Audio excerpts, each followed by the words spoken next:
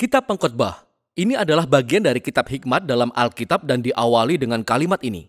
Inilah perkataan Kohelet, anak Daud, raja di Yerusalem. Nah, dalam bahasa Ibrani, kata Kohelet berarti seseorang yang telah mengumpulkan orang-orang bersama-sama. Dan dalam hal ini adalah untuk belajar. Sehingga kata tersebut sering diterjemahkan dalam bahasa Indonesia sebagai guru. Dan guru ini dikatakan sebagai seorang anak laki-laki atau seorang keturunan Raja Daud. Sehingga ada beberapa perbedaan pendapat tentang siapa kemungkinan tokoh ini sebenarnya.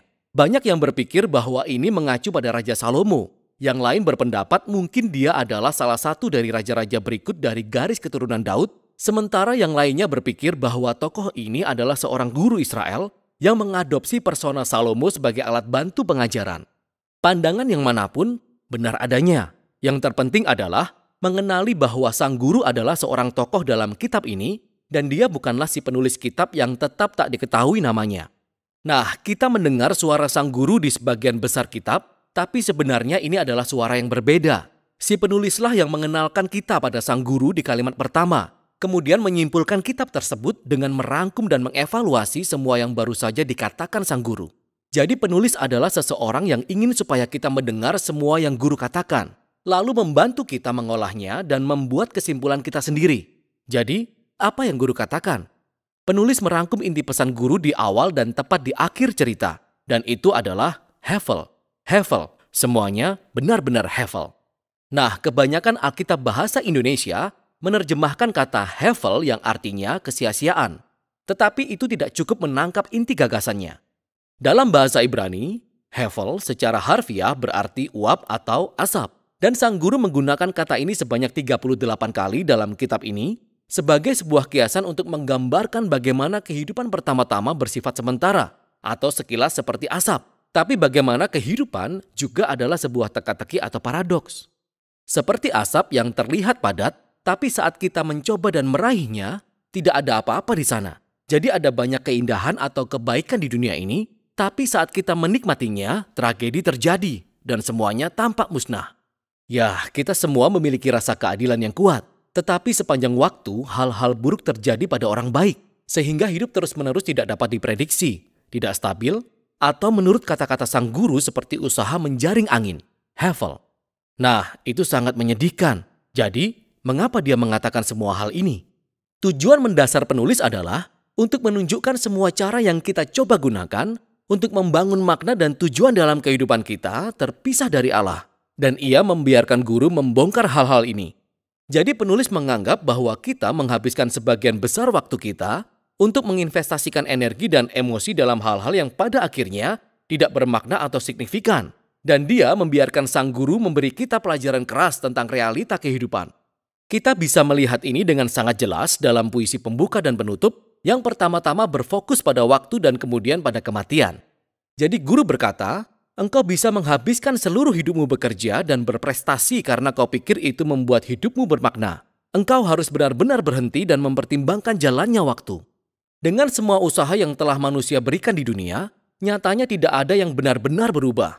Okelah, kita mengembangkan teknologi dan membangun negara-negara yang maju maupun runtuh. Tapi naiklah ke gunung dan lihat jika gunung itu peduli. Gunung itu sudah ada jauh sebelum kita dan akan tetap ada jauh di kemudian hari. Maksud saya, tidak ada satupun yang akan mengingat kita atau apapun yang kita lakukan 100 tahun dari sekarang. Tetapi gunung itu masih akan tetap ada di sana dan lautan masih akan tetap memecah di pantai. Dan matahari masih akan terbit dan terbenam. Hingga waktu akhirnya akan menghapus engkau dan saya dan semua hal yang kita pedulikan. Dan jika itu tidak cukup mengecewakan, sang guru juga tidak bisa berhenti membicarakan kematian di sepanjang kitab ini. Terutama di puisi menjelang akhir kitab. Ia berkata, kematian adalah penyeimbang yang hebat, yang membuat sebagian besar kegiatan kita sehari-hari tidak berarti. Ia menelan orang bijak dan orang bodoh, orang kaya dan orang miskin tidak peduli siapa kita. Apa yang telah kita lakukan, baik atau buruk, kita semua akan mati, dan itu tidak bisa dihindari. Jadi dengan kedua gagasan ini, sang guru terus memperhitungkan semua aktivitas dan harapan palsu yang ke dalamnya kita investasikan hidup kita untuk menemukan makna dan arti seperti kekayaan atau karir, atau status sosial, atau kesenangan. Jadi engkau pikir bekerja keras akan membuat hidup layak dijalani? Pikirkan tentang stres dan banyak pengorbanan yang ditimbulkan. semua kekhawatiran, dan malam-malam tanpa tidur. Dan saat engkau akhirnya berhasil mendapatkan kekayaan, engkau akan terlalu tua untuk menikmatinya. Kemudian pada saat engkau harus mewariskannya kepada seseorang, mereka bahkan mungkin bukan orang yang peduli dengan apapun yang telah engkau kerjakan. Atau mungkin engkau berpikir kesenangan akan membuat hidup layak untukmu. Lakukanlah. Pergilah berlibur, berpesta di akhir pekan, toh Senin selalu tiba. Hevel, semuanya benar-benar hevel. Jika demikian, apa yang menjadi anjuran guru? Bahwa kita menjadi hedonis murni atau relativis? Tidak, itu pun akan menjadi hevel juga. Sang guru mengakui gagasan dari Amsal, yaitu hidup dengan hikmat dan takut akan Tuhan, bahwa kedua hal ini memiliki manfaat nyata. Secara keseluruhan mungkin hidup menjadi lebih baik bagi kita. Tapi masalahnya adalah bahwa bahkan hidup dengan hikmat dan takut akan Tuhan itu juga hevel. Karena keduanya tidak menjamin sebuah hidup yang baik. Orang baik meninggal dengan tragis, dan orang jahat hidup lama dan makmur. Ada terlalu banyak pengecualian.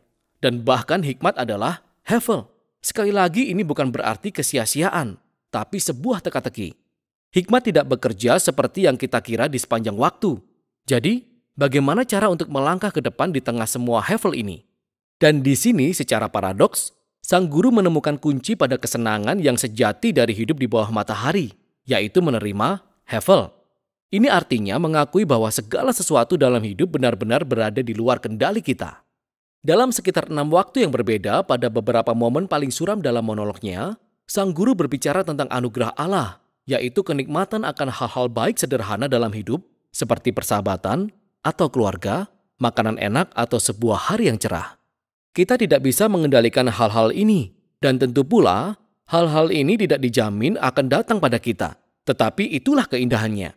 Ketika saya memutuskan untuk memilih sebuah sikap penuh kepercayaan pada Tuhan, hal itu membebaskan saya untuk dengan mudah menikmati hidup saya sebagaimana saya benar-benar mengalaminya. Tidak seperti yang saya bayangkan. Karena bahkan harapan saya tentang bagaimana seharusnya hidup itu, pada akhirnya adalah hevel. Segala sesuatu di bawah matahari benar-benar hevel. Dan demikianlah perkataan sang guru sebelum berakhir. Tepat di bagian akhir ini, penulis berbicara lagi dan dia memberikan kesimpulannya. Dia berkata bahwa perkataan sang guru sangat penting untuk kita dengar. Ibarat tongkat gembala yang ujungnya runcing yang mungkin menyakitkan saat menyentuh kita, tapi penulis berkata bahwa sang guru mencoba menyodok kita agar kita bergerak ke arah yang benar menuju hikmat yang lebih besar. Penulis kemudian memperingatkan kita bahwa kita bisa saja menanggapi perkataan sang guru dengan terlalu serius dan menghabiskan seluruh hidup kita terkubur dalam buku-buku untuk mencoba menjawab teka-teki eksistensial kehidupan. Jangan mencobanya, kata penulis, karena kita tidak akan pernah sampai ke sana. Sebaliknya, penulis menawarkan kesimpulannya sendiri yaitu, takutlah akan Allah dan berpeganglah pada perintah-perintahnya. Karena ini adalah kewajiban setiap orang. Karena Allah akan membawa setiap perbuatan ke pengadilan yang berlaku atas segala sesuatu yang tersembunyi. Entah itu baik, entah itu jahat. Sehingga penulis berpikir adalah baik untuk membiarkan sang guru menantang harapan palsu kita dan mengingatkan kita bahwa waktu dan kematian membuat sebagian besar kehidupan benar-benar di luar kendali kita. Tapi apa yang memberi hidup jadi benar-benar bermakna adalah harapan akan penghakiman Allah. Harapan bahwa suatu hari nanti Allah akan melenyapkan semua hevel dan membawa keadilan sejati pada dunia kita. Dan harapan itulah yang seharusnya memberi semangat hidup jujur dan berintegritas di hadapan Allah terlepas dari kenyataan bahwa saya tetap dibuat bingung oleh sebagian besar misteri kehidupan. Dan itulah hikmat dari kitab Pengkhotbah.